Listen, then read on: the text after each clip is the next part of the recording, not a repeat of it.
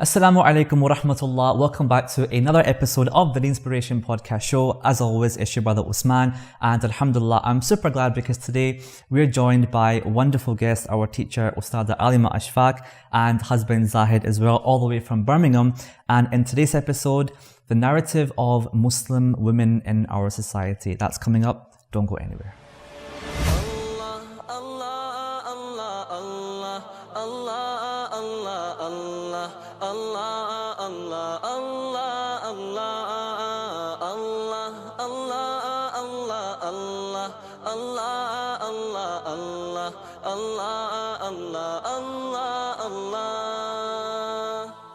Okay, so Ustadha Alima and Brother Zahid, welcome to the show. Assalamu alaikum wa rahmatullah. Wa alaikum assalam wa rahmatullahi wa barakatuh. It's wonderful to have you here finally after a few weeks and months actually of hoping to have you on the show. Today's topic is a bit of a hot topic actually. We're talking about the narrative of Muslim women in Islam or in our community, which has sparked some kind of recent debates and controversies. So what I'm most impressed about is recently, and we'll talk about it in a moment, you have launched a project recently called the Muslimah Renaissance, which has a very specific kind of objective to educate people on this topic. So before we do get into that, tell us a bit more about that and yourself and what it is that you do. Okay, so I'm a student of knowledge. So I've been studying Islam since I've been a teenager. So generally when you're studying Islam, you gain experience within your community. So I've been involved with organizations, and when you work on the ground, you look at the problems that arise. And I've worked with brothers and sisters, with leaders, and as you work with them, you come to the realization that there's so many harmful ideas that exist. And that's where the Muslimah Renaissance was born, to tackle these issues in a really wise manner and to use the Quran, the Sunnah, the Hadith, to navigate us through it. So my main focus is the Muslimah Renaissance, but I'm not defined by the Muslimah Renaissance. Okay. I have a book called DAOs of the Superstars that's focused on spirituality, because when you become too engrossed with one topic, it can somewhat navigate you negatively. And so other than that, I travel extensively and I give lectures. And I guess something that's quite important to me is I have 2 children. So okay, we have 2 children. We have 2 children. So we have 2 children, and they do take up a majority of my time. Of course. So, and I noticed that the reason why we have Brother Zahid here as well, like I said to him, I was joking before, is to represent the brothers in this episode. Yeah. But I love the fact that you said that you do travel extensively. You're working on this project. Brother Zahid, as the husband in this picture, and as the support system, I wanted kind of your opinion on this. So how do you feel about the fact that our teacher Alima is going around doing these amazing talks and lectures and projects? As a brother, do you think that it is kind of unfair that sometimes we noticed that in our community that's looked down upon, but you're very much a support system, you're there, and you were saying before the show that if it wasn't for Brother Zahid here, you wouldn't be able to do a lot of the work that you do, right? So kind of what's your perspective on that? So, for example, we be in Glasgow today. So I've actually taken a day off work, travelled up here with the Alima on the train. So, for example, whenever I can, I always support my wife in terms of the work that she does. She's very passionate about it. So as an individual, I just feel as if I'm supporting her to achieve her goals in life as well, in the same way that I want to achieve the goals in my life. So I work as a financial analyst, and sometimes I work as well. I try to do the best I can in my career. So she supports me in my career, and I try to support her as best as I can in her career as well. That's awesome. And I suppose, do you think that the work that Ustadha Alima is doing is something which our community needs? And we'll talk a bit about it more in a minute. But I think because you are suppose part of the target audience. I mean, I think a lot of men in our community need more education about this. Do you think that there's a space for this? And obviously you have to say yes because it's your wife Alima here. But apart from that, do you think there's benefit in this, and if so, why? Well, I think if you look across the UK and if you look across all the massages, I always look at the massages as a starting point. If you look at how many massages actually offer spaces for women to pray in, I think that's like the starting point where we can actually look and think, how many of them have women areas in their masjid, or if they have women areas, how many women actually come to the masjid to learn? And I look at the masjids in my local area in Sheffield, and I see that not many are offering spaces for women to come in. So I think we need to educate not only the women but the men as well, in terms of trying to create spaces for women to learn and educate themselves in Islam. And I think Alima, what she does is she's just trying her best. She's like an avenue. She's like almost like the spokesperson in one essence. Of the spokeswomen. One of the spokespeople. She's like one of the spokespeople for that sort of challenge that she's facing. So sometimes as men, we have it quite easy. So, for example, we go to the masjid. We're at Jummah today at Glasgow Central Mosque. There's a talk this afternoon after Maghrib by a scholar. As the brothers, we can just go to that talk. But where are the talks in the masajids that women can attend as well?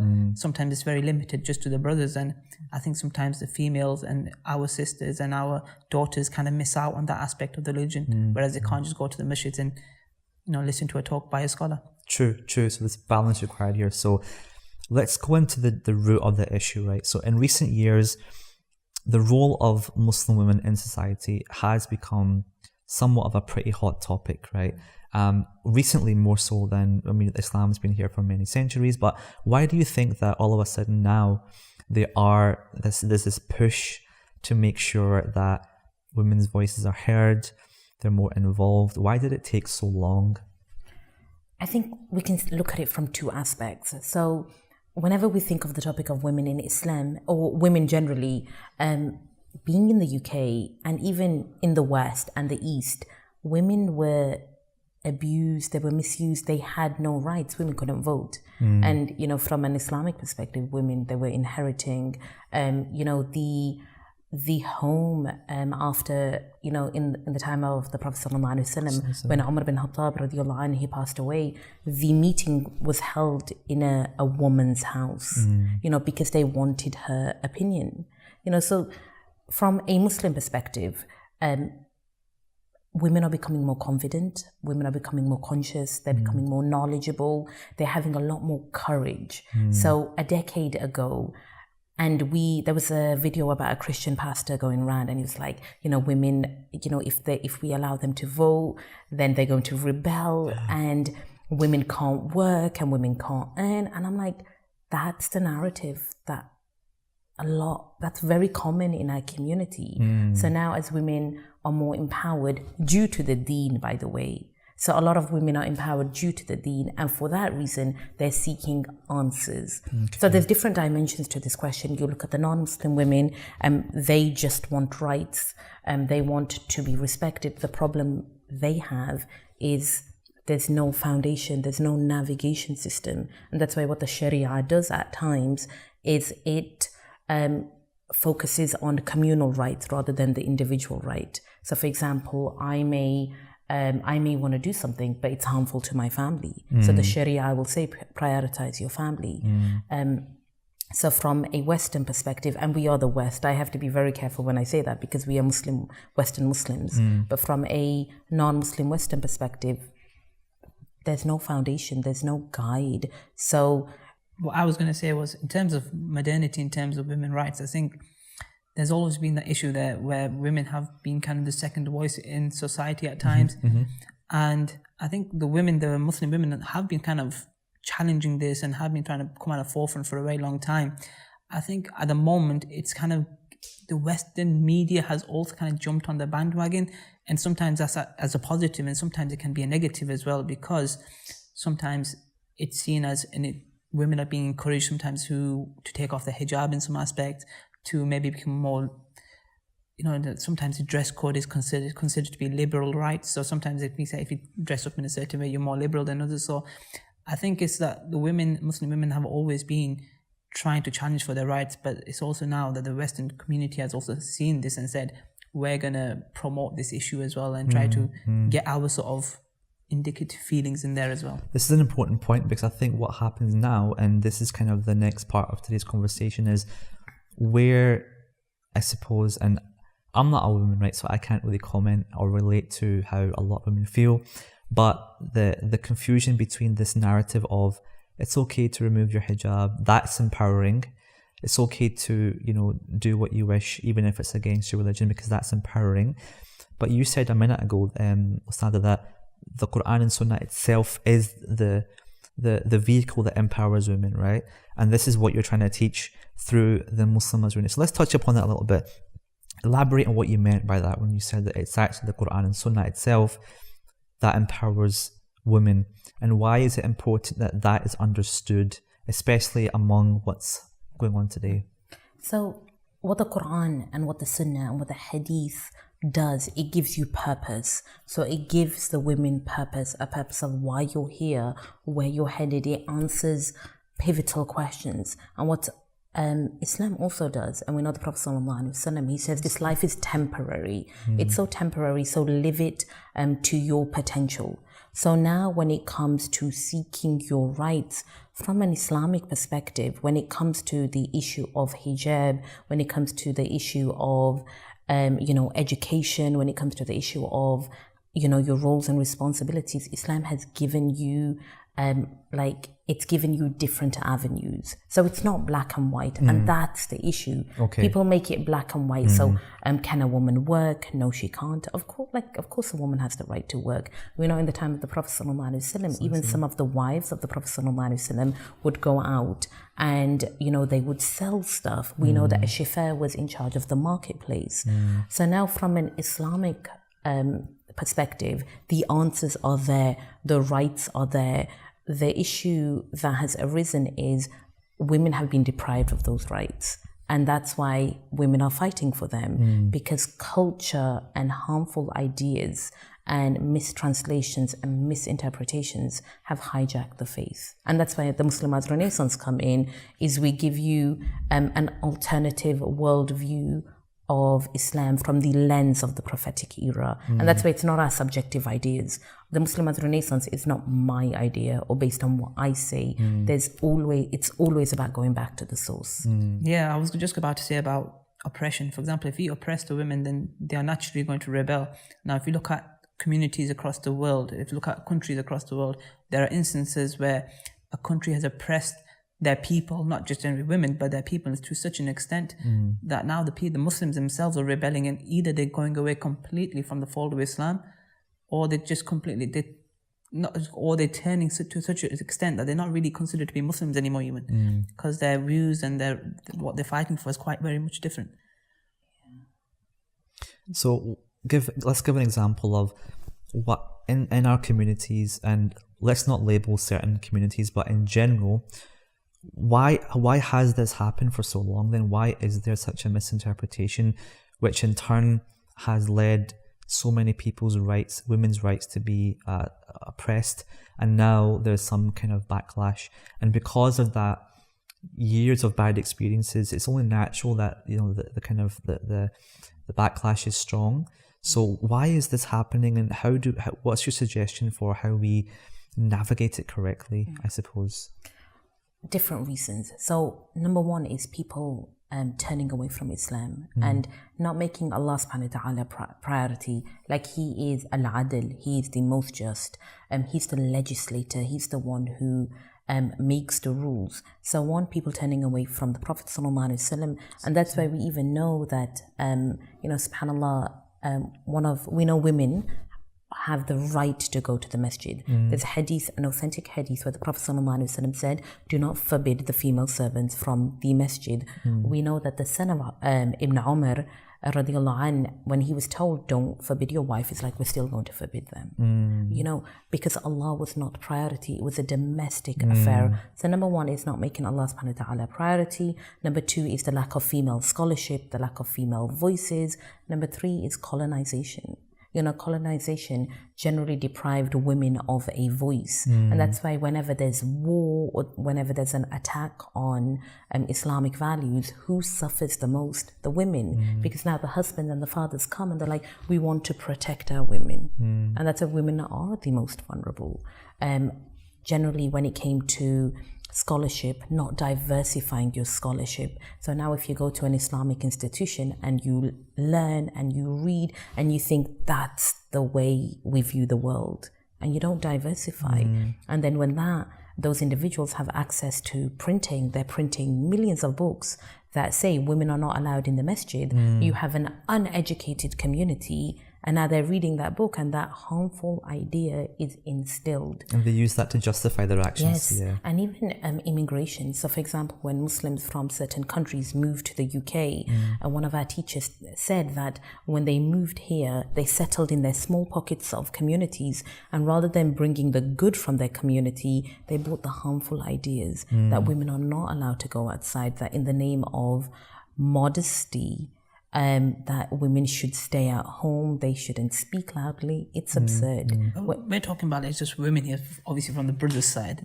Oppression is two ways in terms of what we're talking about, what we've kind of brought to this country in terms of baggage as well. Cultural baggage, and you'll hear many stories about brothers who are forced to marry an individual from a different country because their parents had kind of emotionally blackmailed them into marrying a certain person, and those stories are true. So you can't just necessarily just talk about the women as well. Sometimes, sorry, I know. No, of course, it's true. But also the brothers are also, like, in many cases are struggling as well, and that's because people are bringing their cultural background and imposing it on the religion and saying it's as a religious thing. But when we look at the hadith of the Prophet ﷺ, the women were given their own rights and they were given their own sort of, who they were allowed to marry and who they weren't allowed to marry. So we've kind of gone away from the sunnah and we've kind of imposing our own sort of idealistic views of the world. Yeah, and only on that, and the Muslimas Renaissance, that it applies to the brothers too. What people don't realize, when we focus on the Muslimas Renaissance, when you have an empowered woman, you have an empowered family. So you're right. Like if a woman is not empowered and she's going through mental health issues, so now when people said women should just stay at home, we need sociological studies that look at those women who just, their whole life was their home and their cleaning and their children. And we see that many of these children, they may be on drugs. So a woman just being at home is not the answer. An educated woman prioritizing perhaps her children is the answer. So the family suffers, the husband suffers, the children suffer, and we have to tackle it. And we went, education is one way. I want to go back to the narrative that we talked about a moment ago. Something which I've come across recently as well, and we've touched upon why this might be the case. You've talked about the fact that a lot of the print media, a lot of the educational resources, even the speakers that we see at events, they're very male dominated, right? And some of them actually don't invite or even have women come on board, share their insights as well. And unfortunately for some people, that makes it seem like Islam is a very male dominated religion, even down to its core. I've actually heard some people say it's a very misogynistic religion. I've heard them, this is coming from Muslims themselves, right?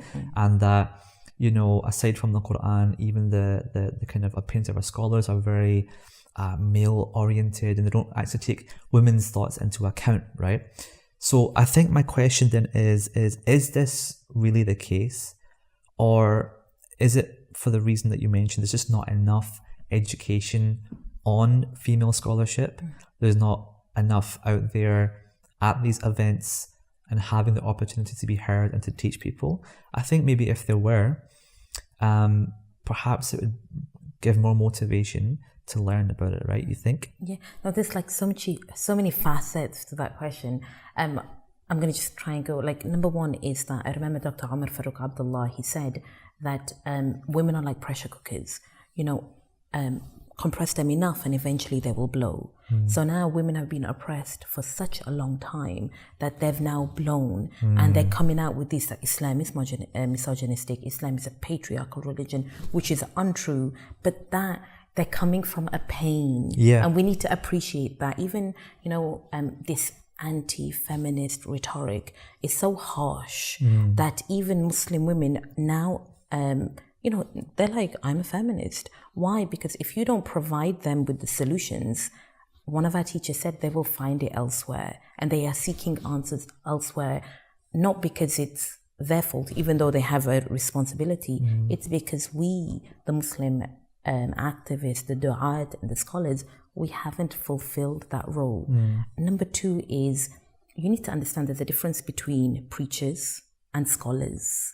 The scholars, the real scholars, they're not known all the time. So sure. these are the very men and women that are empowering women in the background. So now, because you'll go and you'll see that, the ideas are not well known, people have this presumption that Islam is misogynistic. Not true.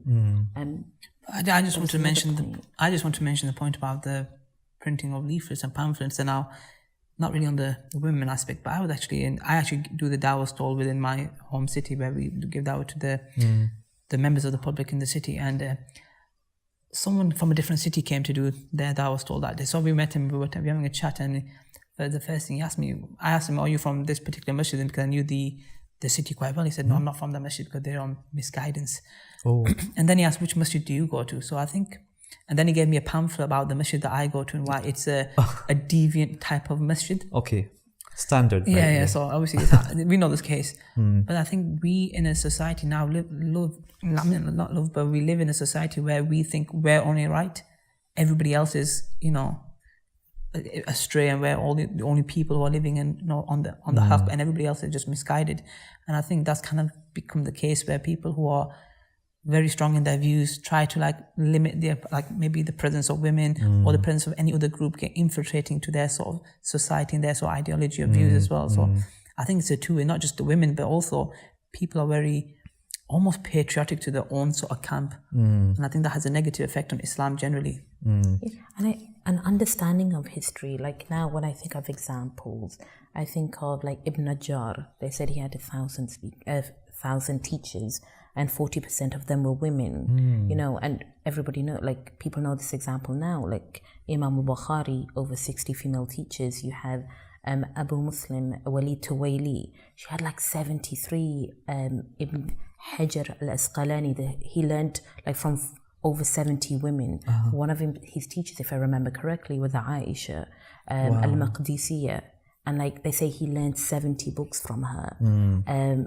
You have a rich history of female scholars who were teaching men and women. Now, the question that you were asking is, why don't we know about them? The thing is, you have to look further. I was reading a book and there's one female, then you read another chapter, there's another female. So these women have generally been hidden, sometimes purposefully in the name of modesty. We don't want their names to be known. That's why sometimes some of the brothers will say, okay, what's your wife's name? They're like, I don't need to tell you my wife's name. That's not important. That's absurd. When they asked the Prophet ﷺ, who do you love? He's like, Aisha. And then okay, who else? Amr al-As. And they were like, Aisha's father, radiallahu anha. So strange ideas. Because people have misunderstood what haya is, what modesty is. And that's why they say that, Uthman radiallahu anh, he was the most modest, and he's a man. Yeah. He was so shy, because haya comes from, the name of Allah, al-Hayy, that was to be shy of Allah in committing sins. So, ideas. So women have always been part of history, but the thing about women, was that women, and this is what scholarly, a scholar is not defined by being known. That's not a scholar. Sure. The women of the past, they were teaching, they were learning, they were equipping the men and their children in the halaqas, they were writing books. But they weren't concerned about having a madhab, or they weren't concerned about having a name. But they were making impact. But they were making an impact. And that's why the scholars said that women never fabricated hadith. Or women were generally, there's been no case of women being insincere, because they're not looking to have a name anyway. The issue of insincerity and the issue of ego was generally a discussion between the male scholars. And that's coming from my male teacher. It's not so. Okay. Interesting. So our history is rich. The names, thousands of names are there. And when you were talking about platforms, that's when I was young and I was thinking about this, and I feel like I've been deprived. So now I think of Ans Tamara Gray, Ustadha Zainab Ansari, Sheikha Muslimah Pamel, Ustadha Maryam Amir Ibrahimi, Dr. Haifa, Dr. Aisha. If I grew up with these names, I wouldn't have gone through my challenges, my failures, Sure. and thinking of how shall I progress in life. But we didn't have these names. So now when I never thought of becoming a female scholar by going to a conference, because they were all men. I don't necessarily think, we're talking about platforms. I think there's not enough on the grassroots level as well, right in the old masjid. Because, for example, for example, the person I go to get my knowledge from is my teacher, my Ustad. He's, for example, for me, he's probably the most knowledgeable scholar that I know. But nobody else really knows about who he is, or he's not on a platform. No one has seen his picture. But for me, he's the person that I go to get my knowledge from. Now, for example, if you have women, which women are there in the local community that you actually go to get knowledge from, or which women are actually have the qualifications that you can say, I need to go learn from this person. For example, Alima mentioned a few names, but these are all like people on the international level sort of scene. No, but there are women, but they're alimas. Yeah. Like we have so many alimas in our community. But they're not really given the platform to, Yes. I don't mean on an international stage, I just mean on a stage where they can teach on a one-to-one sort of basis. And I think, for example, us individuals, we've gone into the social media sort of infrastructure where everything we do is on YouTube, or we listen to lectures of people on Facebook, but we don't really sit down with people and learn from people one-to-one, which is the way that I've kind of been brought up. So like we were talking about before, I don't have the Instagram and the Facebook. So I actually, when I go to learn my knowledge, I try to sit with the scholars or sit with people that I think are learned. So I think that we don't really have that sort of infrastructure there on a local community level for the sisters in general. So I was going to mention that, if you look at all the dawah organizations, they're like a majority of them are women. So even in my Al-Maghrib days, a majority of the volunteers were female. And even a lot of the sisters, the complaints they have is that like we are struggling with brothers. So now the women on the lower level are putting the events together. And when it comes to the appreciation, the emir is in front. Now that's not an issue. But the issue is appreciating those female volunteers, appreciating that there are women in our communities that have no problem being in the public forefront, and that takes away nothing from their religiosity or their modesty. But don't you think these like platforms such as Al-Maghrib and your ISOC talks where women do get majority of the sort of time to deliver and volunteer, the only reason you have these sort of platforms is because you don't have anything on a sort of a community grassroots level. Wouldn't you agree with that? Depends on the community. If you go in the Deoband community, they're full of alimas. If you go in now, the problem we're facing is young people have. But how many of the Deoband community actually have women classes and etc. going on a regular basis? Depends where they are. Yeah, I think you're correct in saying that there's limited knowledge of that. I think depending on the city or the community. For example, like in my local masjid, we have Hafizah who teaches the children, which is great and stuff. But I suppose you're right, because I think the grassroots kind of level of education reaches a certain community who might already be aware that they're there, whereas the kind of public events and stuff are maybe more attractive to those who haven't had exposure or feel maybe safe or comfortable going to these kind of local classes. So I guess my next question naturally then is, how do we fix that? How do we change that? Or do we have to really? I think we're dealing with the modern can be misconstrued, but we're dealing with young Muslims that ascribe to no group. Like they don't ascribe to being part of Salafi, Deobandi, however you say Islam, they're just Muslim. So now they don't feel comfortable going there or to another class, and they're sticking to YouTube. So the problem we're having is we're dealing with a non-practicing crowd that have apathy. They have no concern for the deen. And I'd say us who are practicing have to reach out to them, give them what they need in a way they want.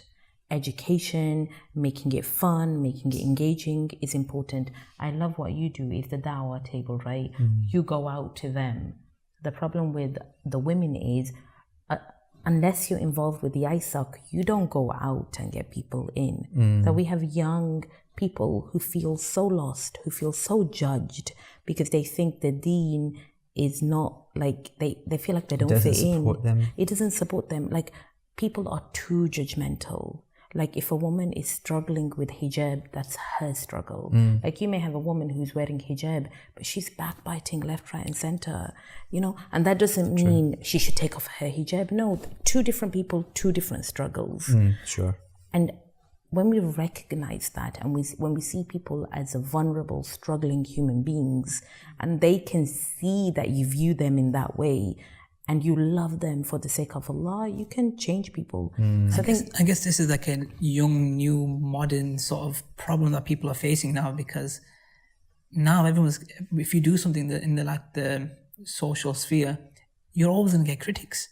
Yeah. For example, it doesn't matter who you are. You might be trying to like grow a beard, and someone might start saying, "Brother, why are you growing a beard for?" Or trying to become pious, or they'll make comments about you. Whereas in the past, it was sometimes a bit easier just to like be a Muslim and not really have to worry about it. No social media. Oh my God. We grew up in the 90s. The refutations left, right and center, they were there, but you weren't concerned. Now it's just much more apparent in your face, I guess. Yeah, like we can be here, right? And some people will be like, where's her children? You know, like critics. You can't please everyone. You can't, and you don't worry. And I say this to people, forget pleasing people. You focus on Allah, because Allah subhanahu wa ta'ala knows what you're doing, what you're worth, what you're thinking and what you're feeling. That's the problem. We don't feel enough. The Prophet sallallahu alaihi wasallam, he felt and he empathized and he cried. And when we know the hadith of a man came up to the Prophet sallallahu alaihi wasallam, and a young man is like, you know, I've engaged in something. And if a brother came here, we'd be like, astaghfirullah. You know, the Prophet sallallahu alaihi wasallam could see the need for redemption and the need, you know, the regret, and it's like, just pray to Nawafil. He had that empathy, and he went down to his level and understood that his struggle was different, right? Yeah, absolutely. And it's hard. Even like, you know, I think we criticize too much sometimes. Even brothers who might look practicing, they're going through their own struggles. Sisters who look practicing might be going through their own struggles. And sometimes... Me too. Just saying. No, you're perfect. Just saying. No, but I think as individuals, we're just too critical of whatever someone does. And then we just have to like, bring them down and bring them down to a very low level. For example, in the Prophet ﷺ's time, when people made mistakes, they would ask for forgiveness, and Allah SWT, we believe that Allah SWT is most forgiving. He will forgive them for their sins. And as individuals, you know, it says in the Quran that Allah SWT loves the person who asks for repentance. If all the people were, I'm saying this now, but if all the people were, you know, perfect, then there wouldn't be such a thing as humans wouldn't need to exist. We would just be angels. So we have to accept that people fail and people struggle. Exactly. Well, guys, on that, I want to kind of wrap up the conversation. But before that, let's go back to the topic of women. And you kind of alluded to it a little bit, but let's end off with some of your favorite examples of your most inspiring role models, female role models from our tradition. Can you give us a couple that you look up to and what they do and why you look up to them in particular? I have so many. Like, you know, from the Quran, we have two examples of Maryam alayhi salam and we have Bilqis alayhi salam, two women on different spectrums. You have Maryam alayhi salam, who was ultimately, according to her mother, meant to be a boy. You know, she says, oh Allah subhanahu wa ta'ala, give me someone I can dedicate to your worship. You know, they can be an imam, and they can, you know, be active in the community. They can be a leader. And Allah subhanahu wa ta'ala gave her a girl. And, you know, she's having a conversation and she's like, you gave me a girl? And they're like, Allah knows best. So now, Maryam alayhi salam redefines activism, that when it comes to making a difference, your gender doesn't matter. And that makes her so special. I like Maryam alayhi salam because she goes through different stages. She's like, before she's born in the womb, she's a young girl. And for Muslims who are struggling and they're trying to find a role model, Maryam alayhi salam, like 14, 15, is worshipping Allah. And we're talking about the struggle to enter the masjid. They wouldn't even let Maryam alayhi salam in, and it was her uncle Zakaria who facilitated her. Sure. So we think we're fighting to be in the masjid. She already overcame that. And I always say to people, what Quran are we reading, right? You know, here's a woman who was pregnant, and the pain of her pregnancy is in the Quran. So now when it comes to when I give talks and this brother's there and I mention this example, that we do not talk about pregnancy, because like, you know, you don't talk about it because you're meant to be modest, and that's not especially childbirth pain, but like Allah it's in the Quran. What are we talking? Why is it there? So my husband can empathize with me as a wife. So we have Bilqis alayhi salam, who's a leader. She's wise and she's leading men, because there are times in your life you do. You know, as a mother, you know, and there was this misconception that a woman can't be an ISAC president or a woman can't be a CEO. And, you know, we were talking to Dr. Aisha, and she was like, people don't even understand what wilayat al-uzma means. Like that's ultimate leadership. You know, like people just like don't allow women to progress when, you know, the hadith, certain hadith, they are completely misunderstood. So context. From the Quran and from the Seerah, we have Aisha radiallahu anha. Two different, you have Aisha radiallahu anha and you have Khadija. And I'll end on these two examples. Is you have Khadija radiallahu anha, who's intelligent, you know, she's wealthy, and she sacrifices everything for the sake of Allah. You know, now, like, we can be doing anything. We can just be chilling in, you know, in Scotland really, but like we have a conference, we're here with you because we're sacrificing our time for a greater reward.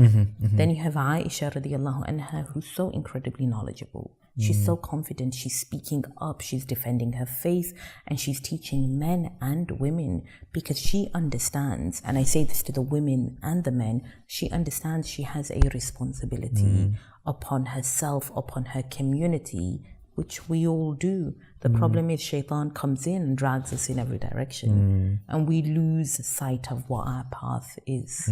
There's so many, like I can give you like amazing women who completely redefine what Islam is thought to be and what it should be.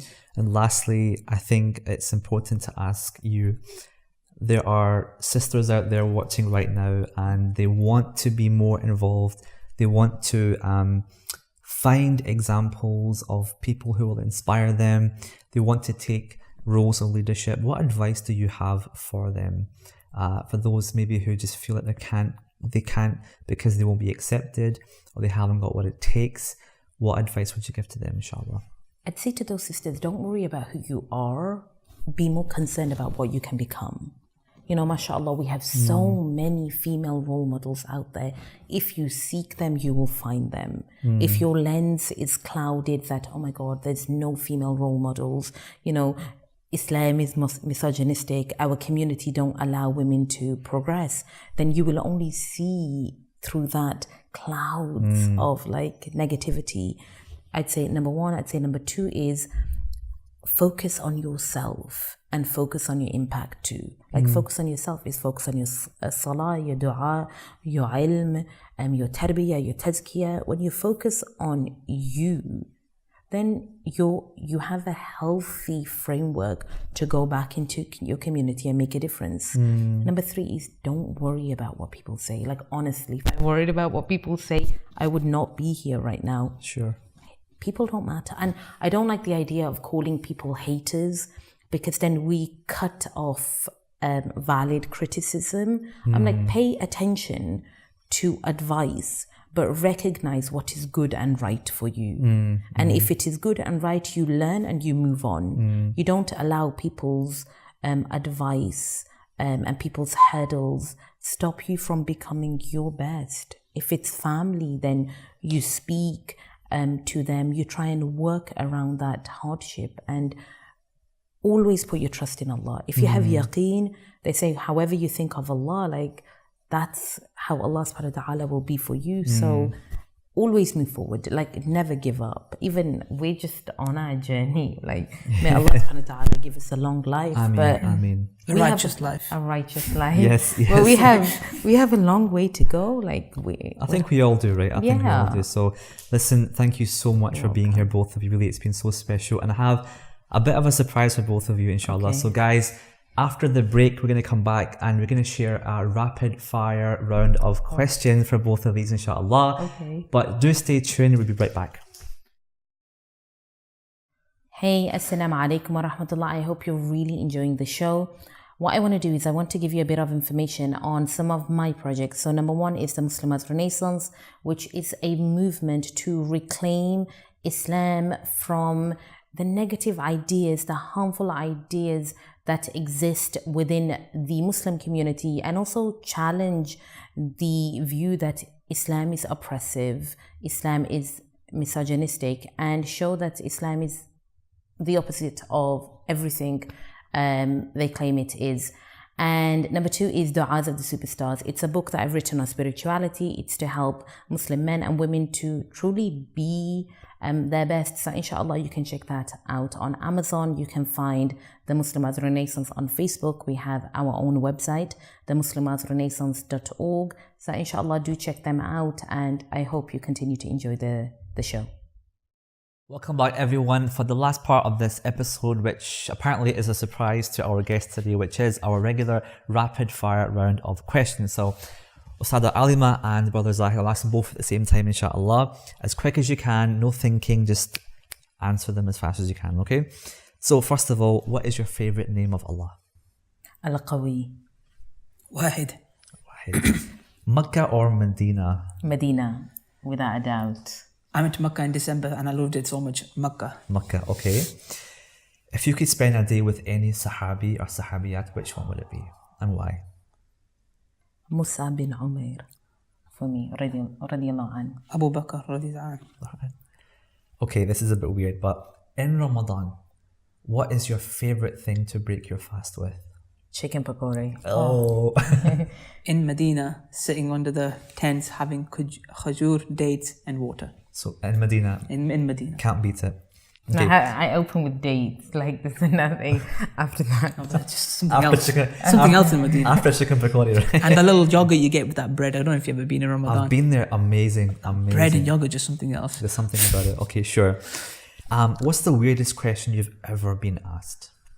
Oh, weirdest question. As a speaker, you go out, you must have lots of Oh, a lot. weirdest one.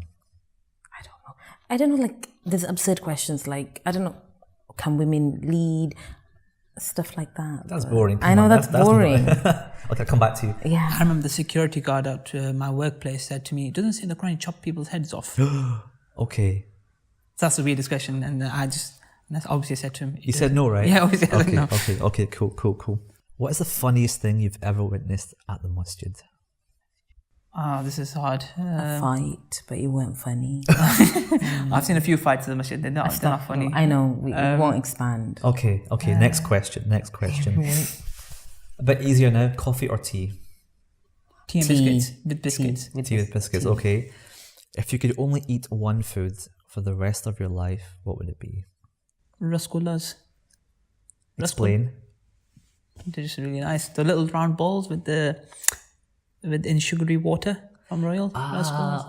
Okay. Yeah. And yourself? Oh my god, my first thing was like doner kebab. Really We bad. have a new doner place in Glasgow, just saying, not sponsored. Like my mom banned it for 15 years when we were young. She's like, no doner kebab.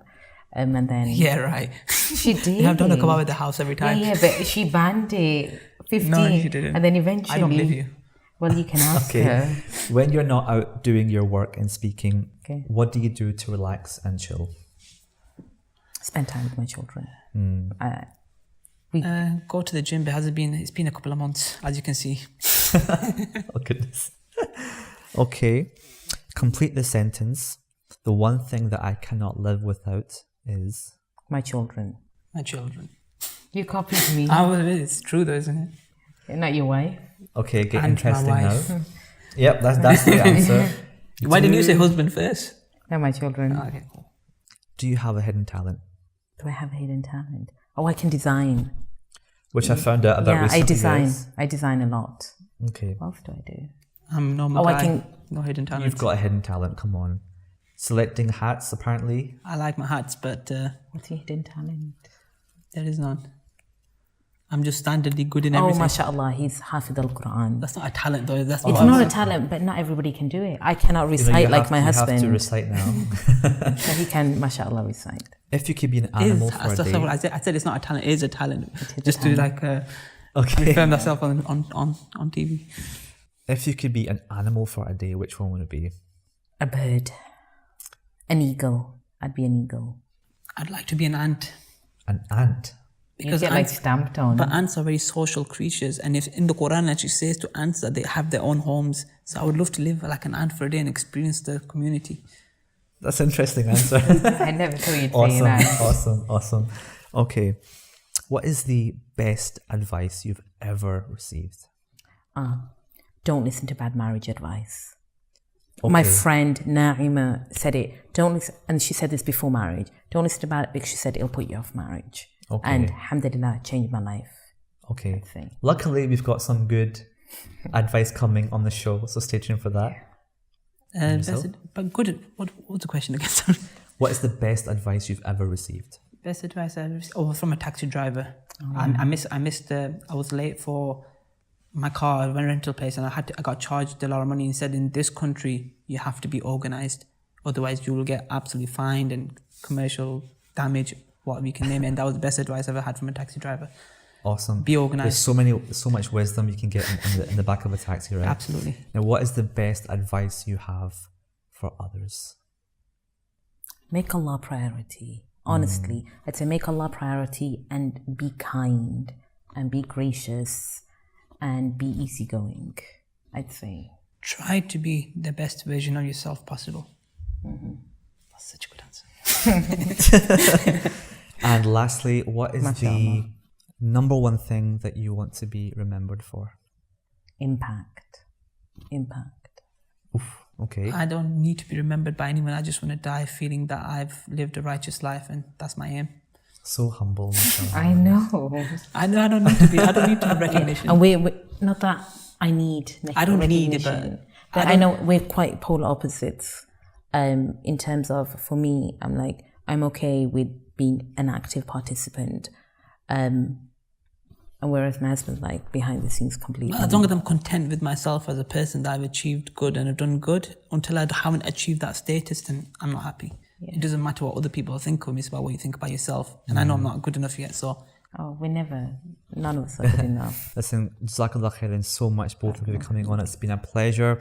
I hope to have you back, inshallah. Guys, until next time, you can find out more about the Deenspiration podcast show at deenspiration.com. Don't forget to subscribe on your phone, on iTunes, Spotify, SoundCloud, and much more.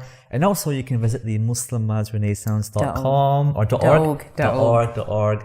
And where else can we find you on social media if the sisters or brothers want to see more about you out there? I'm really active on the Muslimah Renaissance Facebook page. I have my own personal page on Facebook, but I'm focused on the Muslimah Renaissance. And you'll find that, inshallah, in the show notes below. Until next time, Assalamu alaikum wa rahmatullah.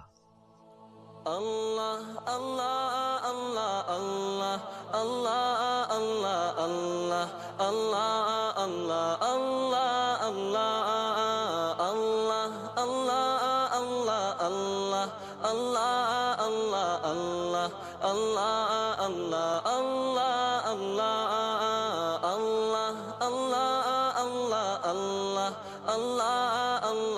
Don't forget to subscribe to our YouTube channel to be notified of all future videos.